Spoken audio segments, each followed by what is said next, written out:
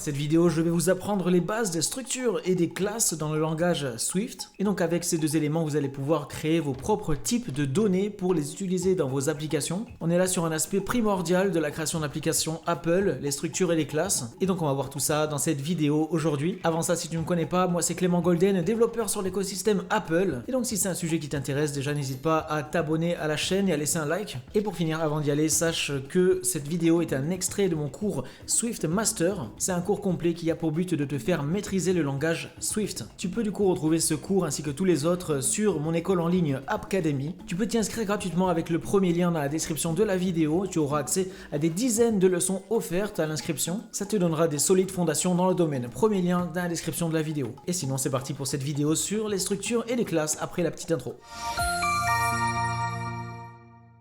Déjà, comment créer une structure? On utilise le mot-clé struct. Ensuite, on donne un nom à notre structure en commençant par une majuscule. On va écrire les noms de la même manière que pour les énumérations, comme cela. Et ensuite, on ouvre les accolades et voilà, on a créé notre structure. Et maintenant, pour une classe, on a juste à écrire classe de la même manière. Pour le nommage, c'est pareil. On fait comme ça et on ouvre les accolades. Donc là, on a créé une structure et une classe. Parfait. Donc ça, c'est pour la syntaxe. Maintenant, créons une vraie structure. Et on va créer une structure inventory.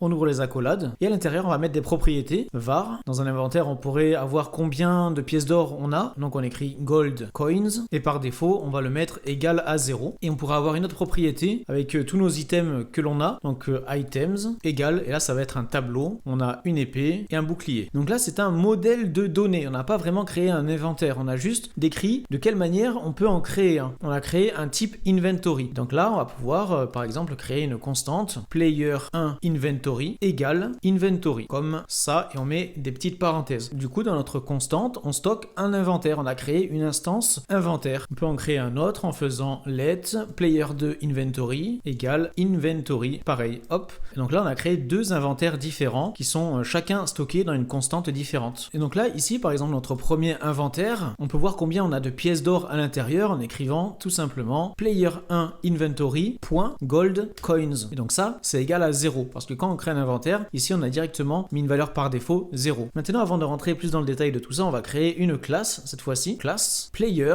Donc là, on crée un type player. On ouvre les accolades et à l'intérieur, on va mettre des propriétés var life points égale 100 par défaut et var inventory égale, et là on crée un inventaire directement comme ça. On n'a pas ici créé de joueur, on a juste défini ce qu'était un joueur. Maintenant, pour créer un joueur, on va pouvoir, tout comme on l'a fait au-dessus, créer par exemple une constante bob égale player, comme ça. Là, on a créé un joueur et il est stocké dans cette constante bob. On peut créer un autre joueur, Hector égale player. Et donc là, ça nous crée un deuxième joueur distinct. Bob est de type player et Hector est aussi de type player. Quand on fait égal player ici, ou quand on fait égal inventory, on appelle ça créer une instance. On a créé une instance de player. Et donc là aussi, quand on crée un joueur ici, ça met comme valeur par défaut les points de vie à 100 et ça crée un inventaire avec ça à l'intérieur. Maintenant, pour accéder aux données des players ou des inventaires, comme je vous l'ai montré ici, on peut faire ça avec des petits points comme ça. Si on a envie d'afficher dans la console des informations sur Bob, on pourrait écrire comme ça, Bob, 2 points. Si on veut afficher sa vie, on pourrait insérer comme ça, Bob.lifepoints. Si on veut afficher combien d'argent il a, on pourrait faire comme ça, un petit emoji, et ensuite on insère Bob.inventory.goldcoins. Voilà, tout simplement. Et si on a envie, par exemple, d'ajouter de l'argent au porte-monnaie de Bob, on pourrait faire comme ça, on écrit bob.inventory.goldcoins plus égale 100. Et là, on lui a ajouté 100 pièces d'or. Donc ça, c'est pas la meilleure manière de faire. On voudrait plutôt créer une fonction à l'intérieur du player ou de l'inventaire pour ajouter de l'argent de manière beaucoup plus carrée. Mais là, c'est pour vous montrer qu'on peut tout à fait faire ça. À savoir que les structures ont un initialiseur intégré directement sans avoir besoin d'en créer un. On peut par exemple faire cela. On crée une constante reach inventory et on va créer un inventaire. Donc on commence à écrire in. Et là, vous voyez que si on descend, on peut créer un inventaire avec les paramètres gold coins et items. On fait option entrée pour que ça puisse s'ajouter. Et là, on va pouvoir définir directement. On va pouvoir mettre 1000 pièces d'or. Et pour les items, on va pouvoir le supprimer. Comme ça va utiliser la valeur par défaut. Ça va mettre mettre l'épée et le shield, mais par contre, ça va pas utiliser la valeur par défaut qui est de 0. Ici, on va directement définir combien on veut de pièces d'or dans l'inventaire, et donc on peut faire ça sans ajouter de ligne de code dans la structure. Par défaut, ça nous crée un initializer, ce qui n'est pas le cas dans une classe. Donc ça, c'était pour la vidéo sur les bases des structures et des classes, et dans la prochaine vidéo, du coup, on va rentrer un peu plus dans le détail de tout ça, on va rentrer dans le détail de leur fonctionnement plus profond. Allez, dans cette vidéo, du coup, on rentre plus dans le détail des structures et des classes. Il faut savoir que les structures ainsi que les énumérations sont ce qu'on appelle des types de valeurs, alors que les classes sont des types de références. Donc il y a ces deux sortes de types, et du coup déjà commençons par les types de valeurs. Déjà, sachez que tous les types de base, donc tous ceux qu'on a déjà vus, le type string, integer, double, booléen, ce sont derrière en arrière-plan des structures qui sont définies à la base du langage Swift. Et ce sont des types de valeurs. Donc ça veut dire quoi? Je vais vous montrer ça avec un exemple direct. On va créer un inventaire qui est une structure, comme on l'a vu dans la précédente vidéo. Notre inventaire, il est défini juste là. Donc Charles Inventory égale, et là on crée une instance d'inventaire. Ça nous crée un inventaire qui est stocké dans cette variable. On met rien dans les parenthèses, donc ça utilise les valeurs par défaut. Ça met les pièces d'or sur 0, et dans les items, ça met une épée, un bouclier. Et donc notre inventaire, il est créé. Et donc là, imaginons qu'on ait envie de créer un inventaire pour un autre joueur. var Steve Inventory égale. Et là, on va pas faire comme au-dessus, on va pas créer une instance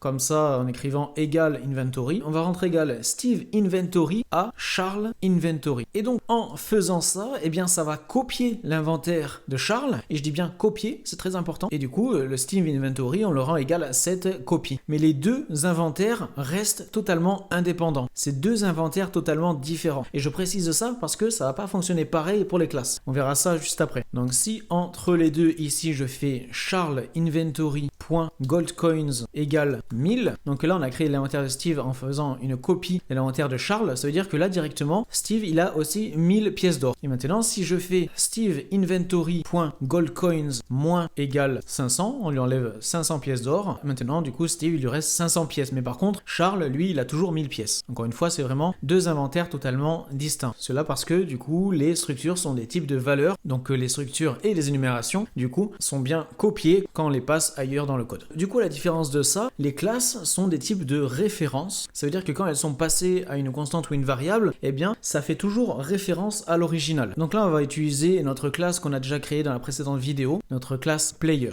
Donc on crée un joueur. Stan égale à player. Donc là, on a créé un joueur. Et du coup, même si je crée une autre constante que j'appelle also Stan et que je mets égal à Stan, eh bien là, même si on a deux constantes différentes, ça va bien toujours faire référence à un seul et même joueur. Donc si je fais also Stan.lifepoints égale 0, et bien du coup ici Stan.lifepoints, ici ça sera égal à 0. Vu que les classes sont un type de référence, ça fait toujours référence à la même chose. Donc vous voyez que ça fonctionne pas pareil que les structures. En faisant ça, on ne fait pas de copie. On fait toujours référence au premier player. Donc ça c'est vraiment quelque chose à retenir, cette différence là, pour ensuite se servir des structures et des classes correctement. Et maintenant je vais vous montrer un nouvel opérateur qui s'écrit comme ça avec 3 égales et qui nous permet de voir est-ce que ça fait référence au même joueur. On peut faire du coup comme ça, if Stan est identique à also Stan. Donc ça c'est l'opérateur est identique en français. À la différence de l'opérateur est égal qui s'écrit avec deux signes égaux. C'est pas la même chose. Là on vérifie si ces deux éléments pointent sur le même objet. Est-ce qu'il s'agit de la même classe? Si je crée un autre joueur juste là pour vous montrer tout ça, Kyle égale player,